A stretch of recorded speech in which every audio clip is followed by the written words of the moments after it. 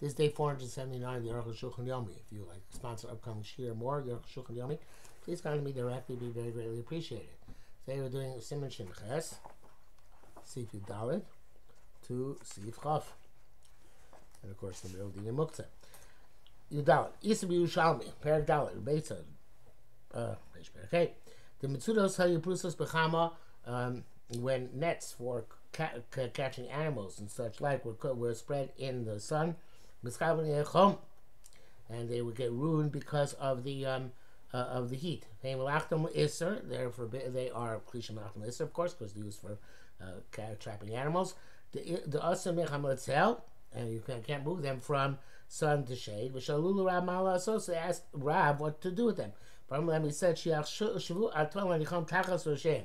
they should think now to put them under their heads as a pillow. I have a dutzara guf or mutana. You're moving it for the purpose of your own use, and that's permissible.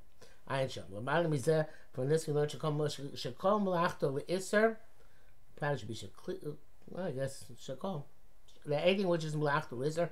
Shotzeh tatlo b'shil shelo yigoneb or ma'achamal etzel, which wanted to carry in order that it shouldn't be stolen or from sun to shade, which is prohibited. Yochel himself b'shvil im yochel himself b'hem to davar shemutar yishtan Shabbos. You can find something which is permissible to do on Shabbos. Yachshav lasos kain, think for that purpose. Yas kain, and do for that purpose. V'afagav dezel harama, even though this is a ruse. Judaism is a religion that brought you loopholes. Become a mutar, you'll have to say nevertheless because there's a loss. You're allowed to do it. The bracket says here about Korban Erev Pirasham Shechisha May Erev Shabbos. V'amalachto le'eter. Korban Erev says he thought about this from before Shabbos began. Therefore, it's Klisha it changes to Klisha Malachto le'eter. Ain't okay. It's not true. Much custom Magen Avraham and Pnei Moshe. Kivin Yopar Busha on Shah. The Magen Avraham writes that is not the case, and Kivin Pnei Moshe was more precise in his interpretation. Tezvav V'nei B'malachto le'eter Nizbar the Mutar Gam Mecham L'Tzel. It's a Klisha Malachto le'eter. It's permissible also to move it from even to move it from sun to shade. It's only by Klisha Malachto Le'isser we have such a problem. You can move it also that it shouldn't be stolen. Because says the Shalol Tzorech Klau, not to move an object for no purpose whatsoever. Also the Tatlo. That's impermissible. Only holy writ, holy scripture, in other words, Sfarim, and food, mutar l'tatlon, you can carry them av shalol l'tzorech klal, even for no purpose whatsoever on its own. As says the Rosh Hashanah, it's not understood. Okay, it came with metaltlin vade shlo. Since you're carrying them, vade yeshlo is a kavod b'zeh. You must have some reason for doing this. So I came with going to Elam Bisasu Ba'am. Could be like it's about where you're not of no actual intent whatsoever. You're just waving a spoon around or something. Tulo has no intent of carrying it. If you're waving the spoon because you're getting a pleasure out of it, true. If it's Klisha Malachto Le'isser, just waiting around and having fun with it is not considered tzorech haguf. Nevertheless, the Klisha Malachto Le'eter v'adei mutar is certainly permissible. Long brackets here. Some people argue. Mashkashin here came in Rambam, and he was Leiti Ein Raya. And that's right, so the Rambam seems to argue this. I don't think it's a proof. The Naki Lashon Shah is Kedarko. This is according to the language of the Gemara, without trying to create any inference. The Rambam is type is a pair called Caleb. Brown is not sure about this. Mashkashin Magi Mishnah, the Lamalei, the Rava Lamar, Mecham Letzel Shlo Tzorech Klau. Why does Rava say that the Chamal Etzel is only usher if it's Shalol Letzorech the Chamal Etzel? I'm sorry. Why does Rava say you're not allowed to carry from the Chamal Etzel? Let him say you're not allowed to carry for any purpose if it's Shalol Letzorech Klau. I guess he's trying to say that the fact that he says Mechamal Etzel is indication that it has to be for some purpose, even Mechamal Etzel, but it can't be Shalol Letzorech Klau. Doesn't agree. Loving. Understand? Thing I was going to do in dealing with fools. In a weekday also, when somebody's carrying something, it's for some purpose. It can be stopped because I Sham. It seems that the Rashi is unclear. El mi avalakel b'davar shebetzesa pasak v'emli shecholi kol havaduk. Says even though there are sources which allow you perhaps to be lenient, nevertheless nobody argues explicitly Beis Yosef. Arukh HaShulchan says you can't argue Beis Yosef, and therefore it can't just be playing around with it. It has to be for some purpose, even for the purpose of playing around with it. In other words, it can't be misasek ba'alma. It's got to be something where there's some reason, even a very, very a tenuous reason why you're taking the keli. Tezayin, linear makes in terms of a corpse, he's barber machine it off. It's going to be clarified that Afagav also tatla mace, even though you're not allowed to carry a dead body, Shenachal Mukta Godam Mizeh, there's no greater Mukta than a dead body. Come Kabitil Tatla also creates Tzarch B'davar. Unless they allow you to carry him when there's some purpose, necessity. How you do though? By putting a loaf of bread or a child on the corpse. They only allow this by dead body, not by stam muktzah. You should put a piece of bread on it and be muktzah to carry it. However, there are those who permit you this ruse for any klish machlisser. The title of Yom itself to take it even from sun to shade. The okadesh l'ishver, in order that it shouldn't be break. By using a loaf of bread or a child. Which said they only permit this for a corpse. This is on the level of muktzah at which a corpse is found, which is the most severe level of muktzah. On the same level which we find stones, boulders and sort of pebbles, I guess, avonim and stones, afar and dirt. You have a kli, but a vessel. Even though it's kli shemachtul iser, mutter, you're allowed to use the bread because it's a lower level muktzah. Said those who argue, but his barber says here is not thinking sides. The Shemur says not necessarily a piece of bread, but it's any other object which is permissible. The Shemur also decided the matter in terms like the Machamirim, that only works for Meis Mamish, not for other Klisha Machtul Isser. Yudzai, feeling Ava B'Shein Licham Shabbos, even though they're not supposed to put on Shabbos, come in a muktzah. That was never considered being muktzah. They're not considered being muktzah. Muktzah Talklam, there's a tzoshu you can carry them as long as there's some purpose. Even from sun to shade. The law of Machtul Isser, they're not like a Klisha Machtul Isser. Sharei ain't Isser Licham. There is no prohibition to put them on Shabbos. We don't have mind to do a mitzvah. That's why we said back in Siman Shin Aleph, like Yotze b'Tefillin b'Shabbos. Somebody wears tefillin out into a public area on Shabbos. Eno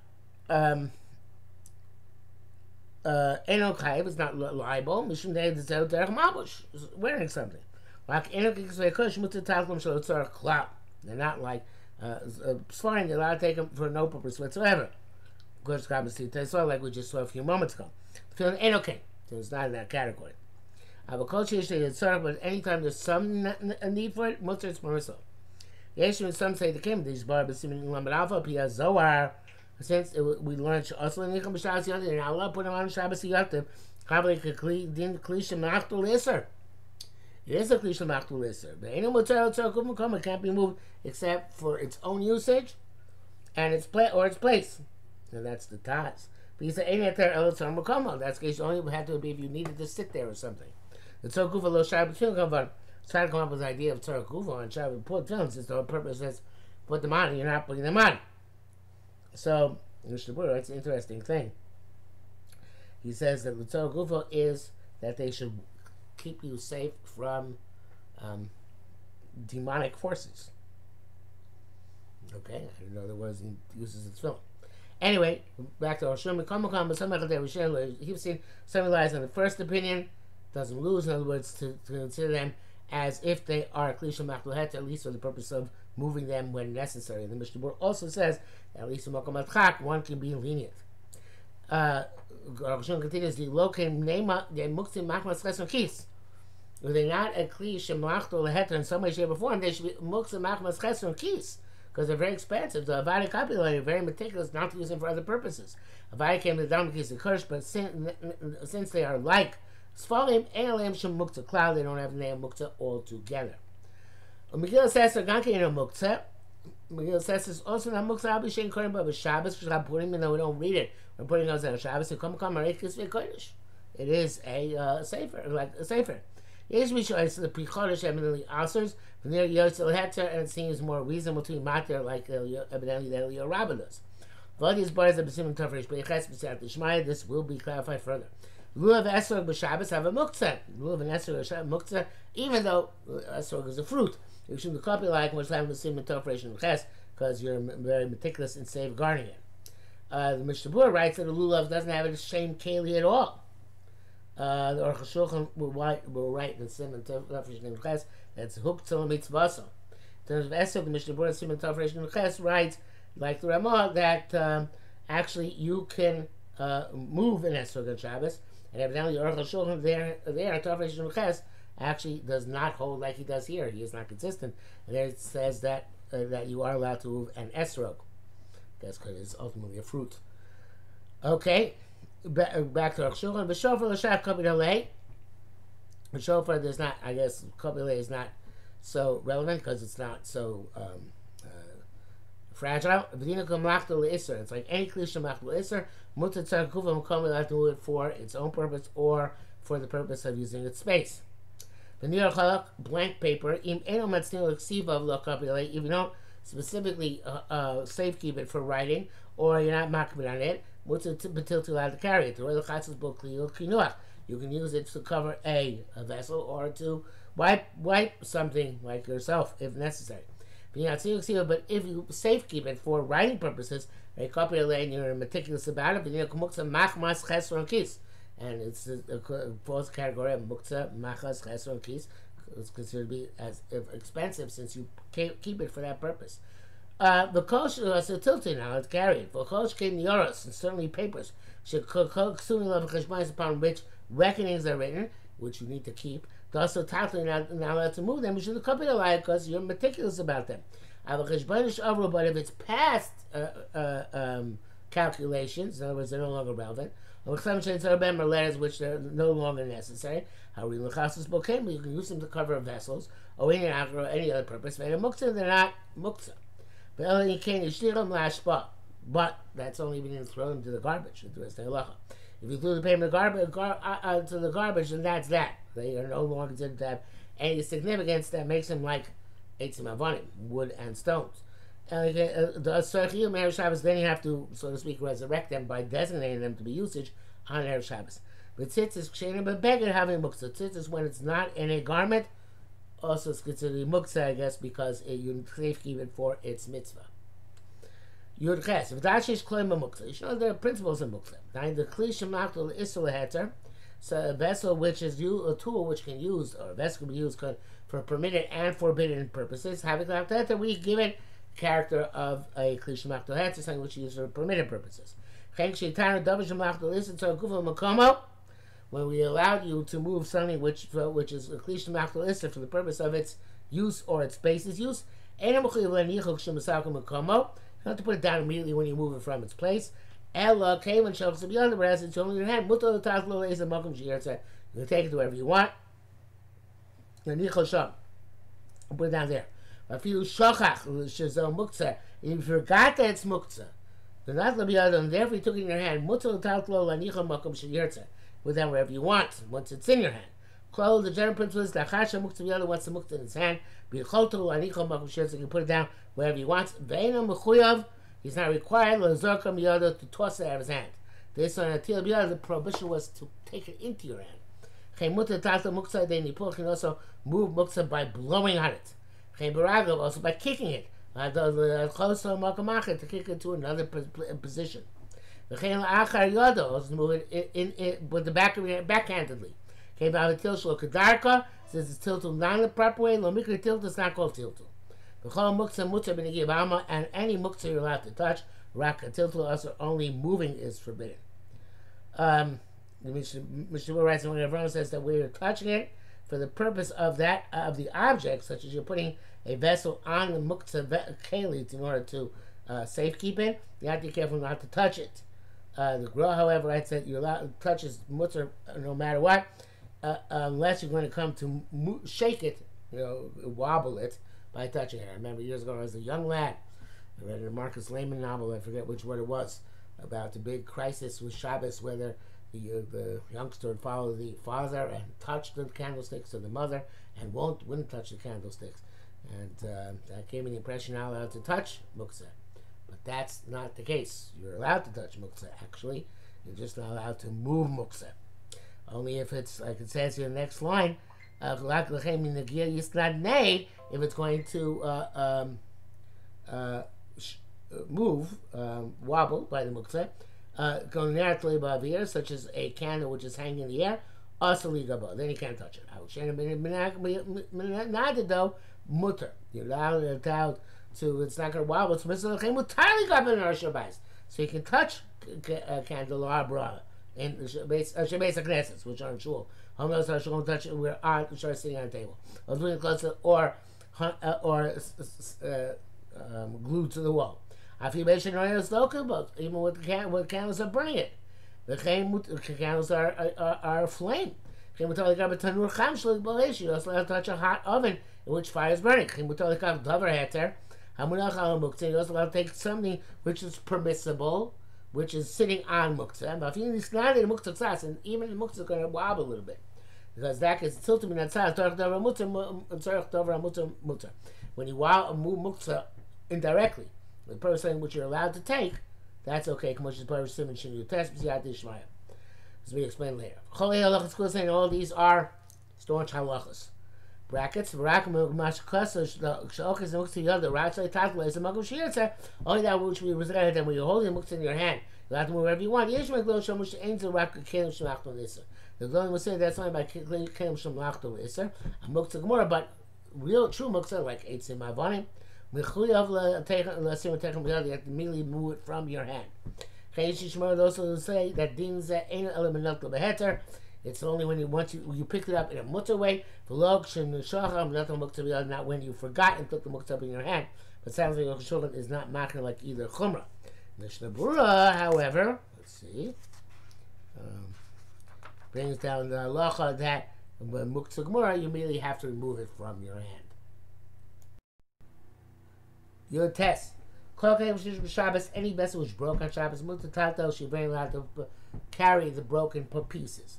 So move for some purpose. Even if it's not the same purpose which they could originally serve. Such as the pieces of a broken mixing bowl. You can use in order to cover a small jug. Broken pieces of glass. You can cover them a very tiny opening of a jug. But not so for any work whatsoever. Assuming till you're not allowed to carry them. But this is a call Caleb. It's a big machlekes. So she has to make machlekes. So they have to be do something like they originally were suitable to do or designated to do. Say no, it doesn't matter as long as they can do something with them.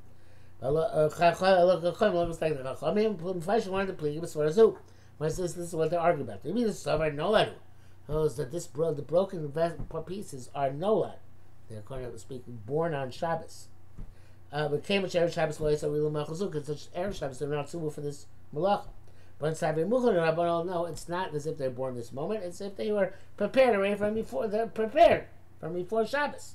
The klama that ain't a nolad, meaning that's not nolad. Came with Shri is malchu. It's suitable for some work, which is a continuation of the situation from beforehand. But no, lo mikre rak b'yontif, and nolad is only a problem according to Chachamim on yontif. Lina sik came to use broken vessels in order to fuel a fire. The last suck of shita shalom the Shabbos, because it's clear that these broken pieces of wood were not meant for stoking a fire from before Shabbos. Zeh nolad, that's going to be nolad. Avo zeh lo mikre, but our case is not nolad. And so I feel sheets Rabbeinu Tam she see Vav Gamkim, which is bring a missile in according to the sheet of Rabbeinu Tam, which we saw in Sivav, which was that there is nolad by Shabbos, that this is not considered to be nolad. V'isi mishiparish l'chol misvilei to have a nolad, and los vilei isa the nolad. Those who say that this is nolad, but they don't hold the prohibition of nolad. Because Rabbeinu Tam also Chaygav, going to this Rabbeinu Tam, that there is no on Shabbos, so it would be also unless it's like Rabbi Yehuda, suitable for something akin to its initial purpose. Okay, we don't have that way. Chom Svirlu, the Lavino, Chom, it's not normal at all. Rakim Eno Yehudi also Kli Shabbos. The only time it's not if a non-Jew made a actual vessel on Shabbos, the Zelbai Mikra Nignil, this is definitely called Nilad. And that is the subject of the Machlokas. The role of Poskim maintain only Shabbos. Anyway, most Poskim allow them on Shabbos, looks like the majority. It's clear the broken piece of a place where people step. The Chulas can get hurt by them. Such as a broken piece of glass, or things broke on the table, which will damage your hands. No, let me take them away. The Makom Nezek grabbing goes about where potentially lots of people can get hurt to relax the prohibition of Muksa. Mio Tov Yosef comes in the Matatesh or in Bazim. Nevertheless, it's best to collect them with a broom. Which is made either of I guess of straw, that one. Or from a bird feather broom or brush. Even there's no problem of harm. Even broken pieces of pottery, which I guess are much more brittle and fragile and won't hurt people. The zel tiltu min hatzad is tzorach umutter because this story about this array is tiltu min hatzad. When you're using a broom, it's indirect, and that's okay. That which you step on broken pieces and they get broken further, ain't isras, no problem. Already davar shein miskaven, something you don't intend to do. But like isra b'shivos and agavno, just there's no prohibition. You don't intend specifically to break them. And you can show me a dime unless you break them deliberately with your hands.